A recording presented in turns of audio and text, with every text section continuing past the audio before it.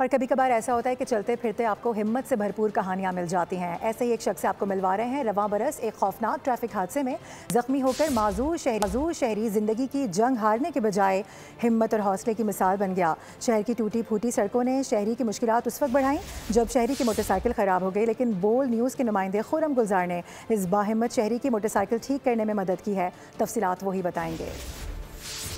शहर की टूटी फूटी सड़कों की वजह से ट्रैफिक हादसात रोज़ का मामूल बन गए हैं।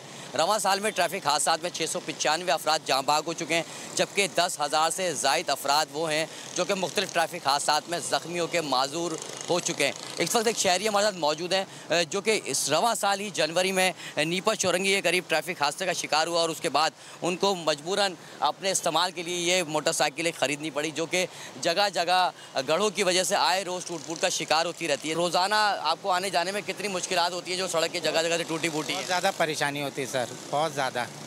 यहाँ कुछ भी नहीं, बहुत यानी रोड रास्ता बड़ी ख़राब पड़ी हुई है, जिसकी वजह से ना बड़ी परेशानी होती है। ये समझ रहे कि इसमें ये ना तकरीबन आधा सैलरी तो इसमें निकल जाती है मेरी। ये ट्रैफिक हादसे में माजूर हुआ और उसके बाद मजबूरन इनको ये मोटरसाइकिल जो है वो इस तरह की ख़रीदनी पड़ी और बनानी पड़ी कि वो अपनी नौकरी बरकरार चलाते रहें, अपने बच्चों का पेट पालते रहें।